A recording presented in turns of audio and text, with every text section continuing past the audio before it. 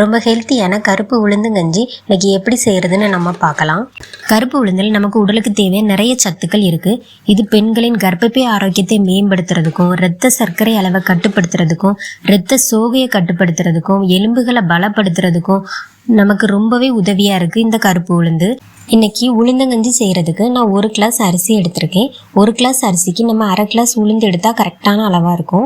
அது கூட 1/2 ஸ்பூன் வெந்தயத்தையும் சேர்த்து நம்ம நல்லா வாஷ் பண்ணிடலாம். இப்போ நல்லா வாஷ் பண்ணிவிட்டு அதை நம்ம வேக வச்சிடலாம். நான் இன்றைக்கி பானையில் தான் வேக வச்சுருக்கேன், குக்கரில் வைக்கல.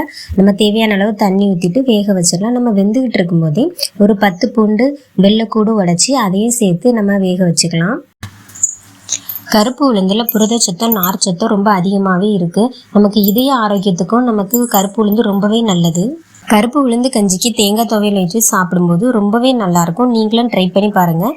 தொடர்ந்து என்னோட சேனல்ஸில் வீடியோஸ் பார்க்குறதுக்கு என்னோட சேனலை மறக்காமல் சப்ஸ்கிரைப் பண்ணிக்கோங்க. தேங்க்யூ.